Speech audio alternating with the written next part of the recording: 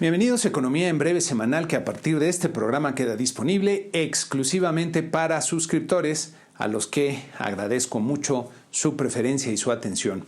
En el tema relevante de la semana tenemos la presentación del llamado paquete económico con los diferentes documentos que integran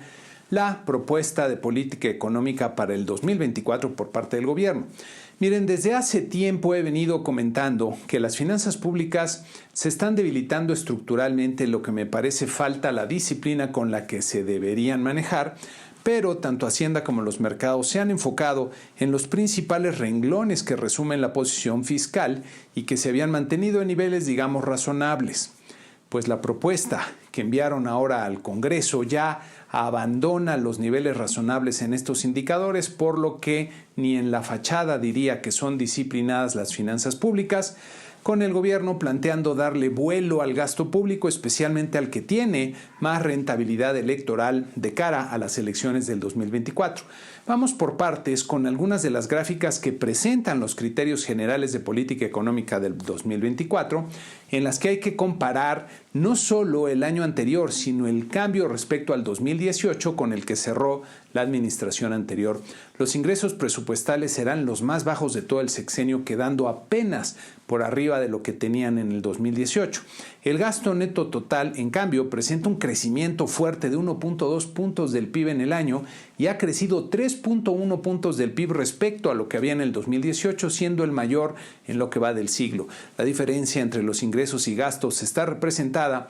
en los requerimientos financieros del sector público, para los que se plantea un déficit de 5.4 puntos del PIB, más del doble con el que terminó la administración anterior, y el déficit más profundo en lo que va del siglo. El indicador, en teoría más relevante para definir la posición fiscal, es el llamado balance primario, que muestra la diferencia entre los ingresos y el gasto, que excluye el servicio de la deuda. Como pueden ver en esta gráfica, se plantea para este año un déficit primario de 1.2 puntos del PIB, que sería el déficit más abultado de la historia reciente y contrasta con el superávit que se entregó en el 2018.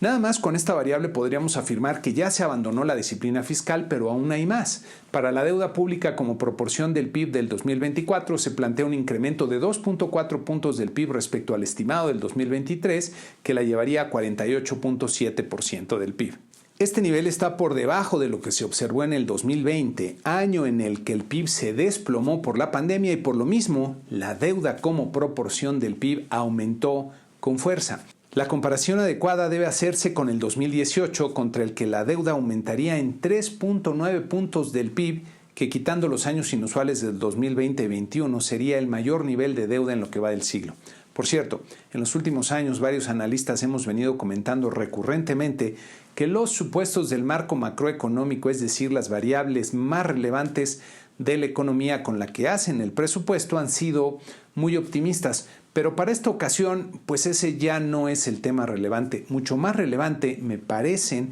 los cambios en los renglones de gasto que se están proponiendo al Congreso para el 2024 y que pueden ver en este cuadro resumen. Varias cosas llaman la atención, pero sobre todo este renglón de entidades no sectorizadas, que traen un crecimiento fuera de toda proporción de 128.7 miles de millones de pesos en quién sabe qué cosas. Imagino que aquí estarán las entidades que crearon para construir y o operar los proyectos insignia del gobierno. El renglón que más crecimiento en términos del monto registra para 2024 es el de energía, seguramente para tratar de acabar lo que se pueda terminar de la refinería de Dos Bocas. Para el IMSS se contempla otro crecimiento sustancial en términos de monto, como ven en el cuadro, aunque cerca del 65% de este total va destinado a pensiones. El renglón de bienestar, estrechamente relacionado a la operación electoral, trae también un fuerte crecimiento en su presupuesto. Desde luego, el renglón de aportaciones, subsidios y transferencias trae un crecimiento muy importante, faltaba más en un año electoral, aunque en términos porcentuales el cambio no es tan abultado. Especialmente preocupante es el recorte de 122 mil millones de pesos, casi 56% real, en el renglón de salud. Si vemos los llamados proyectos prioritarios, el Tren Maya le van a asignar 120 mil millones de pesos, lo que me parece deja claras las prioridades del presidente, prefiriendo su trenecito que la salud de los mexicanos. Renglones como la educación o la seguridad y protección ciudadana traen incrementos mínimos de 1%, nuevamente reflejando que no son las prioridades del gobierno. Miren, el problema es que la reasignación del gasto se está haciendo con criterios eminentemente electorales y se está poniendo en riesgo de forma más abierta y clara la estabilidad macroeconómica del país. Ya veremos la próxima semana si hay reacciones en las variables financieras como tasas de interés de largo plazo, bolsas y tipo de cambio. ¿Y qué opinan los analistas en los mercados y eventualmente las calificadoras? En México, la inflación del mes de agosto resultó superior a lo que esperaba el promedio de analistas encuestados por Citibanamex el pasado 22 de agosto, esto es antes de que se conocieran los resultados de la primera quincena, con los que se ajustan los pronósticos. Como vemos en esta gráfica, esta es la segunda sorpresa consecutiva al alza, marcando la diferencia más amplia en poco más de un año. Viendo el mes de agosto en esta otra gráfica, podemos observar que el resultado de 0.55% de este año quedó bastante por encima de lo usual, ya que el promedio de agosto del 99 al 2018 es de 0.39%. A tasa anual, la inflación siguió descendiendo para llegar a 4.64%, como vemos aquí, regresando a terreno menos preocupante. La menos volátil inflación subyacente también registró la segunda sorpresa al alza consecutiva en agosto, como vemos en esta gráfica, aunque en una magnitud mucho menor que la inflación general. En agosto de este año, la inflación subyacente fue de 0.27%, ligeramente por arriba de lo que sería usual para el octavo mes del año, que en promedio registró 0.24% del 2000 al 2019. A tasa anual, la inflación subyacente continuó también descendiendo para alcanzar 6.08%, que sigue siendo un nivel demasiado elevado. En sus principales componentes, las mercancías desaceleraron para registrar 6.86% en agosto, mientras que los servicios registraron 5.15%, sin mostrar todavía una clara inflexión a la baja, lo que debe representar la mayor preocupación para Banco de México. Con estos resultados me parece que continuará el status quo para la política monetaria,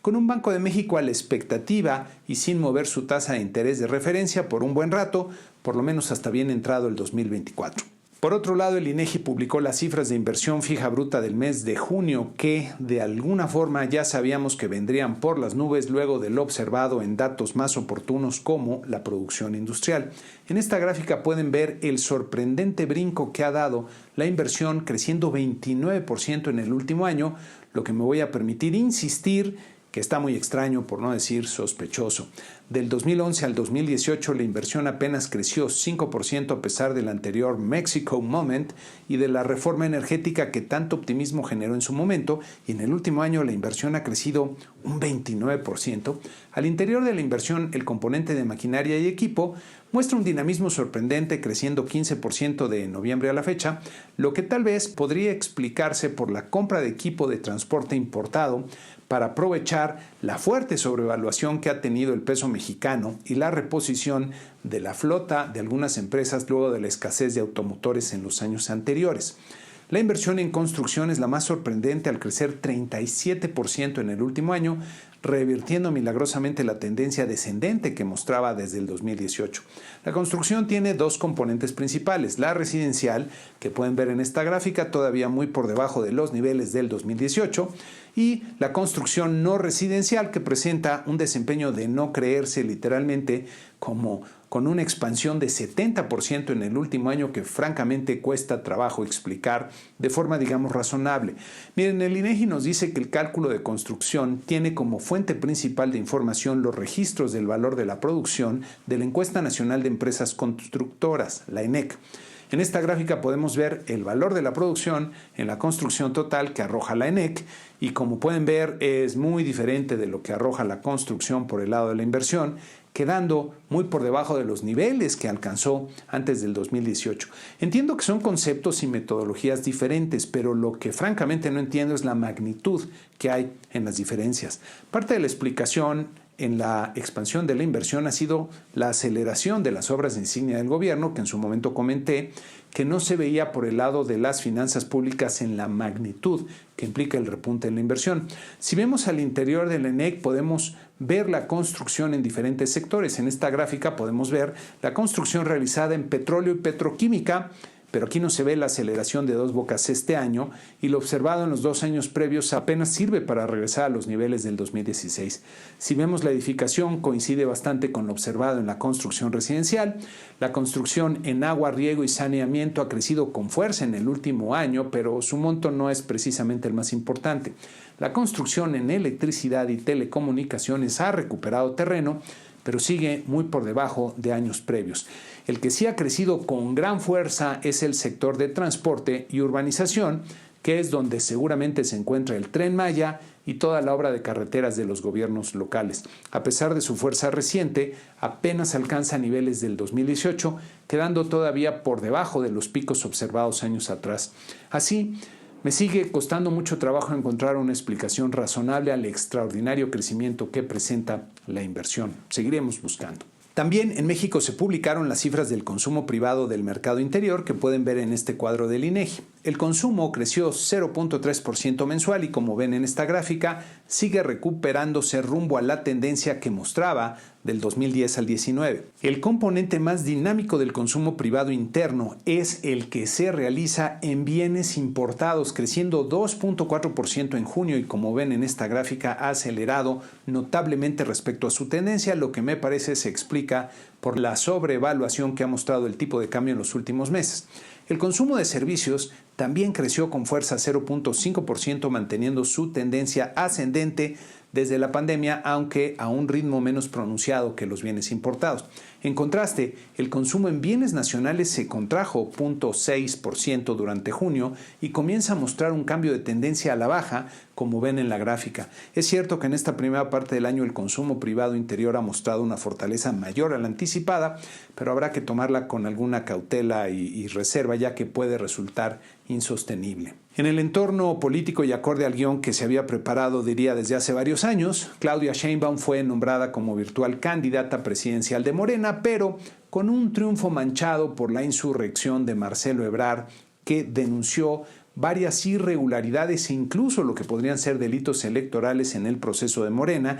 y que este lunes anunciará qué sigue para él luego de un evidente rompimiento con el partido en el poder. Por lo pronto, Ebrard ya no irá como candidato independiente porque el plazo para ello ya concluyó para registrarse y se especula si buscará la postulación por parte del partido Movimiento Ciudadano o incluso algún otro, o tal vez buscaría refugio en el Frente Amplio por México, lo que parece hoy día muy lejano. Ahora sí comienza la parte más intensa del jaloneo político, especialmente al interior de Morena, en búsqueda de las limitadas candidaturas para tan numerosas tribus diferentes, a ver cómo se ponen las cosas. Pasando a los mercados financieros, esta semana se registraron bajas casi generalizadas en los 10 mercados que seguimos regularmente, como pueden ver en nuestro cuadro semanal, con el promedio de 10 mercados bajando 1.1%. La bolsa de valores en México, muy a tono con el resto de los mercados, perdió 1.2% para terminar la semana en 52.505 unidades. Y el que siguió reaccionando con fuerza fue el tipo de cambio, que perdió 3% en la semana y acumula una depreciación de 5.1% en las últimas 2 semanas, terminando el viernes pasado en 17.59 pesos por dólar. Hay que recordar que la reacción comienza luego de la decisión de la Comisión de Cambios de terminar aquí en México un programa de coberturas que, si bien no me parece tenía un efecto tan relevante en el mercado, creo que la decisión sirvió para recordarle a los traders y demás participantes que de repente hay sorpresas inesperadas que pueden cambiar la narrativa prevaleciente con rapidez. Aquí en esta gráfica de mayor plazo podemos ver la reacción del tipo de cambio en estas 2 semanas previas y habrá que ver si con esto ya está marcando un cambio de tendencia en nuestra paridad. Desde luego el peso ha reaccionado junto con otras monedas a un resurgimiento en la fortaleza del dólar ante la resistencia que ha mostrado su economía y la posibilidad de nuevas alzas en las tasas de interés de la Reserva Federal. En esta gráfica podemos ver que las tasas de interés de los bonos del Tesoro de 10 años en Estados Unidos en la línea azul siguen por arriba del 4% y dentro de una tendencia ascendente todavía, lo que se ha visto correspondido en el comportamiento de las tasas de interés de los mismos bonos en México. En Estados Unidos se filtró información a un medio importante sobre la decisión del gobierno de escalar la disputa con México sobre su política energética y llamar a un panel, lo que de confirmarse aumentaría las fricciones comerciales entre los dos países y representa una mala noticia que podría repercutir en nuestras variables financieras y habrá que ver si en el tipo de cambio. En otra noticia, la escalada de fricciones entre China y Estados Unidos escaló nuevamente luego de que el gobierno de Beijing prohibiera el uso de iPhones para sus empleados, causando una baja bastante perceptible en los precios de la acción de Apple. La semana que inicia tendremos en México las cifras de producción industrial del mes de julio y de ventas del ANTAD del mes de agosto. Básicamente es lo que hay. En Estados Unidos tendremos la trifecta de indicadores que permiten evaluar cómo está cambiando su entorno económico con la inflación al consumidor, las ventas al menudeo y la producción industrial, todos del mes de agosto. También habrá un par de decisiones de política monetaria en el mundo, destacando desde luego la del Banco Central Europeo, pero también el Banco Central de Perú tomará su decisión. Para nuestra sección Tiempo de Crecer hay que comentar la realización de la reunión del grupo de las 20 economías más grandes del mundo, que en esta ocasión se realizó sin la presencia del presidente Putin de Rusia y el premier chino Xi Jinping, y como refiere esta nota de Bloomberg, se caracterizó como un éxito para la India, que emerge como la potencia que puede compensar el surgimiento de China y en la escena mundial, ayudando a mantener el orden establecido desde la posguerra con Estados Unidos como líder. La reunión se realizó bajo el muy afortunado lema de un planeta, una familia y un futuro, que nos deja ver una realidad ineludible para todos los pueblos del mundo, ahora que hemos alcanzado como especie los confines de nuestro planeta y tenemos que convertirnos en sus cuidadores y administradores, y la manera de hacerlo con éxito y tener un futuro es justamente como una familia unida. Desde luego hay todavía un camino muy largo y muchos obstáculos por superar, pero se está apuntando, creo yo, en la dirección correcta. Parte del éxito de la reunión se debe a que se logró emitir el comunicado con el acuerdo de todos los líderes de los países representados, incluso China y Rusia, en parte porque no se hace una referencia directa a Rusia como responsable del conflicto en Ucrania, pero se llama a respetar el orden internacional y detener las acciones militares. Me parece que esta reunión ocurre en un momento histórico para el mundo y ojalá sirva para hacer reflexionar a todos los líderes del mundo que el camino correcto para construir un mejor futuro es mediante la cooperación, especialmente a los líderes de Rusia y China, que fueron ahora los ausentes, que el mundo sigue sin ellos, y que es mejor buscar la cooperación pacífica, querer retar el orden mundial que tanto trabajo ha costado establecer, que si bien tiene Estados Unidos a la cabeza como principal potencia militar, lo que no le gusta a mucha gente en el mundo, es la potencia de su economía la que los tiene en la posición que ocupan en el orden mundial. Y todos los países harían bien, creo yo, en tratar de comprender los elementos que generan ese poder económico para usarlos en su propio entorno y reduciéndolo al extremo. Lo que logra el tan vilipendiado sistema capitalista de Estados Unidos es conseguir la cooperación voluntaria de la mayoría de las personas en la asignación de recursos y toma de decisiones con base en la libertad individual y en instituciones que encausan y ordenan la interacción de las personas. Desde luego, Estados Unidos tiene una gran cantidad de problemas en muchos frentes, especialmente en el entorno actual, al igual que todos los países, y no se trata de copiar ciegamente todo lo que hacen, sino entender cuáles son de verdad los elementos clave que generan el desarrollo económico para instrumentarlos con las adecuaciones necesarias a cada país. El elemento clave es algo que señalaba, me parece, el gran economista Milton Friedman. La única forma en que hemos encontrado de tener a tanta gente cooperando de forma voluntaria es la economía de libre mercado. Antes de terminar, les recuerdo que subimos estos videos con explicaciones que les pueden ser de utilidad y los invito también a poner comentarios sobre el programa, lo que les gustó o sobre los temas que les gustaría que abordara, ya sea en el YouTube o que manden un correo. Y con esto terminamos este programa número 331. Muchas gracias y que tengan una excelente semana.